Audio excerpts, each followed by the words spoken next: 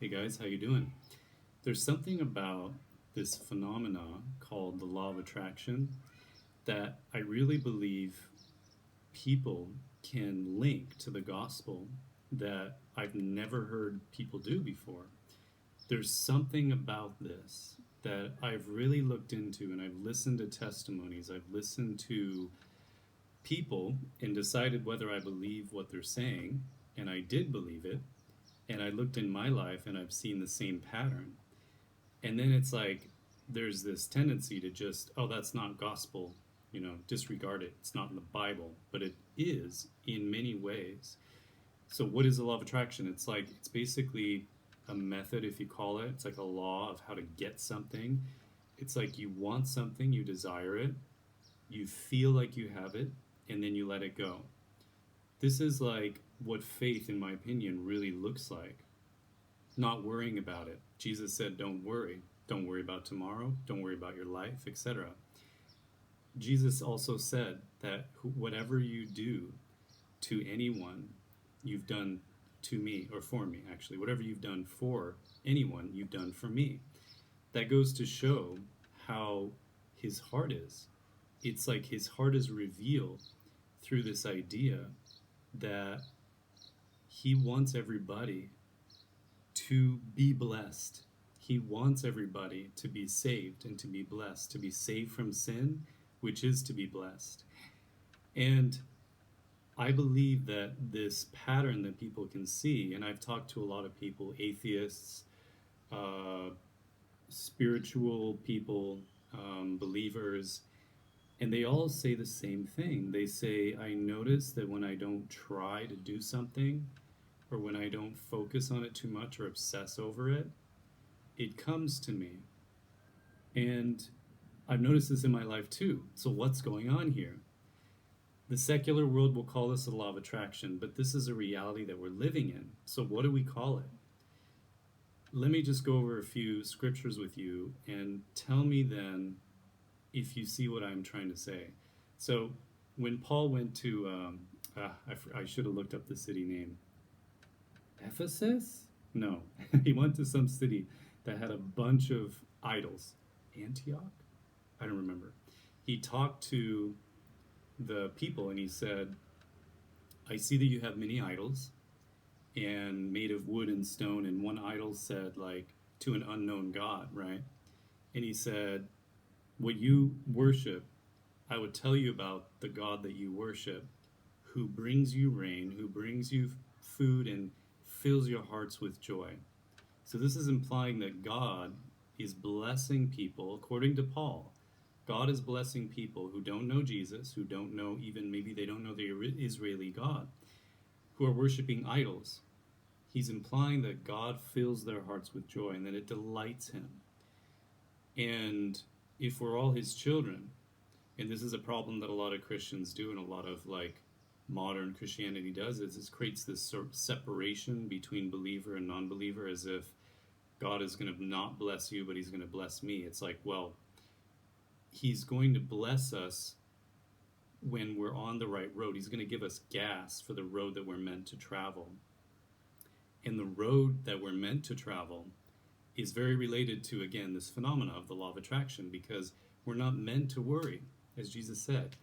Not worrying is in alignment with the law of attraction way of manifesting stuff. And so I could keep going on about this, but again, in the Old Testament it says, God causes the rain to fall on the wicked and the good. So that tells us again that he blesses the world whether they know him or not. And I really believe that, again, the name of my channel, God Feels Good, it means that when we have a way of living that doesn't feel good, it's not going to produce the result that we want. Because why would we be trained to be stuck in a pattern? If we're looking for a blessing, why would God want to train us to be stuck in a painful pattern? The whole idea of separating us from sin is separating us from pain. Despite what the world thinks, it's a deception, it's a lie that sin keeps us in pleasure. It gives us counterfeits of pleasure. So there's scriptures in the Bible that reveal God's heart, where He's showing us that He blesses people even when they don't know Him, even when they don't know who He is. And I believe that when I talk to people who don't know God, and I ask them about this, and they always tell me the same thing.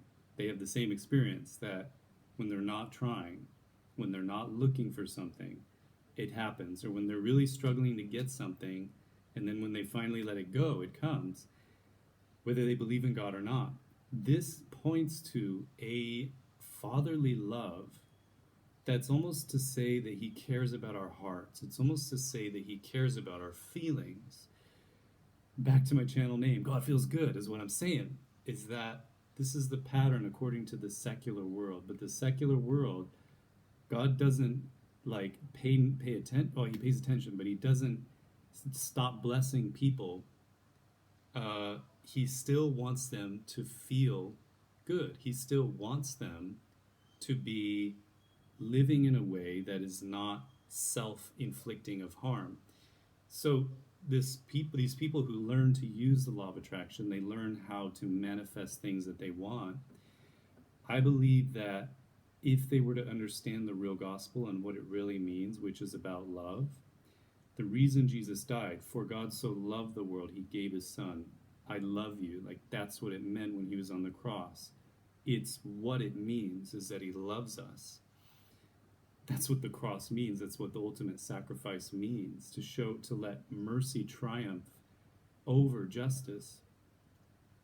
And I believe that somebody who has, let's say you've learned law of attraction, let's say you've bought into the secular world argument that takes out God and calls it an energy, calls it a universe, calls it a whatever, which doesn't make sense because it has to have intelligence.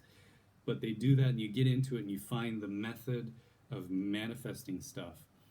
I believe that if that person were given an accurate description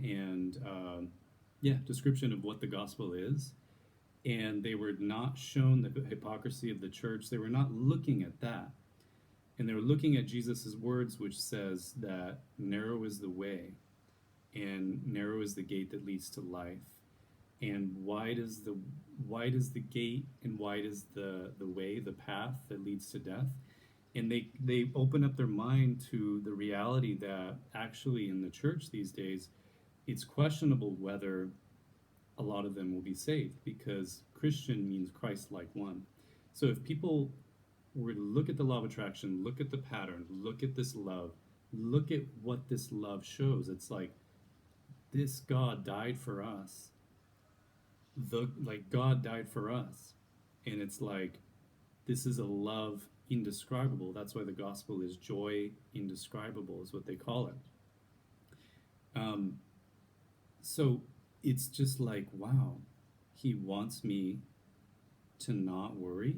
Jesus said, okay, He wants me to if I want something, He wants me to not obsess over it and put it on a pedestal as if it's my life. And this is what happens with when you're trying to manifest stuff that is like very important to you, is you still need to transcend having it be your obsession, and having whether you get this thing in your life determine your disposition in life. Because we know statistically that God's word works. We know statistically that money doesn't make you happy. We know statistically that relationships, sure, they bring more love into your life, but they cannot be the source of your love, the source of your life. The more that it's the source of your life, the source of your love, the more that you're dependent on it for happiness. And you cannot live needing someone to fulfill you. That's going to result in expectations in relationships and in marriages and all this. Marriage is, biblically, it is I love you. It is not I love you. Do you love me? Now we got 50% of the work to put in. Are you putting in the work? And all this stuff, like expecting to get all this stuff. It's like, no. The more we make it biblical, the more that it works. The more that we make it, I love you. The more that we understand what love actually is from the Bible, the more that we start functioning, and life starts functioning in the effortless way that it was meant to. So, uh, am I making sense here? Like, this law of attraction can be used to bring people to Christ because the law of attraction shows this law of love that God is, that brings us to understand like how deep this could go. And it goes deeper than we ever imagined, and that's why Paul talks about getting to know God and how that's his life, and like he's getting to know God every day more and more, and like how it's joy, again, it's joy indescribable. So because I believe this, it makes me continue talking about it. And I believe that people should not ignore and should not refute and should not turn away from the law of attraction. Let's imagine that you're somebody who understands the law of attraction and you see like there's this force that technically we have, but we kind of don't. It's like, because it's kind of a paradox. It's like you want something, you give it to God, but you don't take it to yourself as if you have to solve the problem. And then we often say, like, we manifested ABC. And then other people say, God gave me ABC.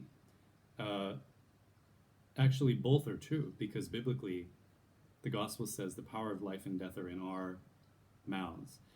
But at the same time, I believe it's so much more rewarding and a relief to let go of something to a higher intelligence that you trust loves you. How do you know he loves you? The cross. It's the biggest statement of love that anybody can do. And so, geez, I could keep talking about this forever, but this video is getting long. So, what do you guys think? Law of attraction. I really believe, again, we can use it for good. We can use it to bring people to understand God's love and God's heart, whoever they are. Thank you guys for watching. Have a good one.